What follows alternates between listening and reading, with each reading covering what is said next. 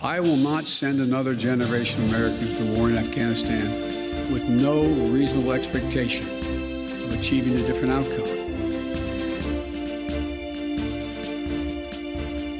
Civil war in Afghanistan is out of control. Militants of radical movement Taliban has entered Kandahar.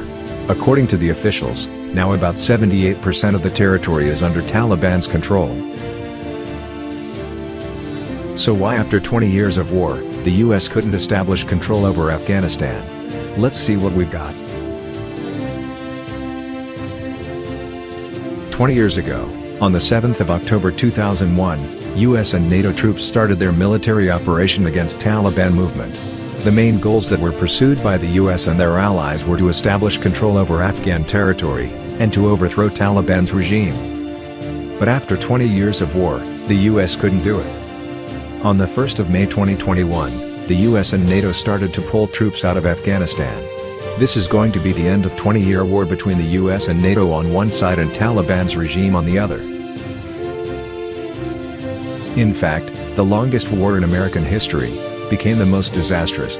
Instead of establishing peace in Afghanistan, the US only lost its soldiers and flushed money into the tube.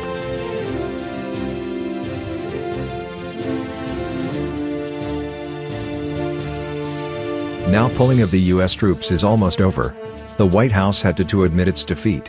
For example, the American troops had to leave the base of Bagram in the dark of the night. Although initially this base should have been given to the Afghan troops.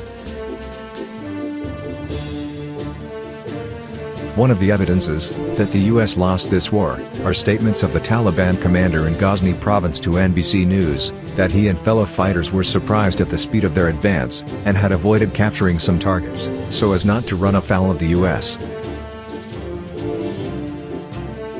According to other mass media, at the base Sultan Keel, the Taliban fighters captured satellite phones, grenades, mortars, bullets, left by the US soldiers, facing no resistance from the enemy. The weapons the US had supplied to the Afghan army to use against the Taliban, have been captured by the very group they were meant to be turned on. These examples show that the US has lost the war. Attempts to establish democracy in Afghanistan have totally failed.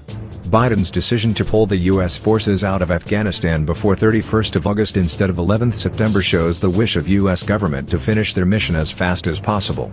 It looks like the US government says, "Enough. That is not our war. We are leaving."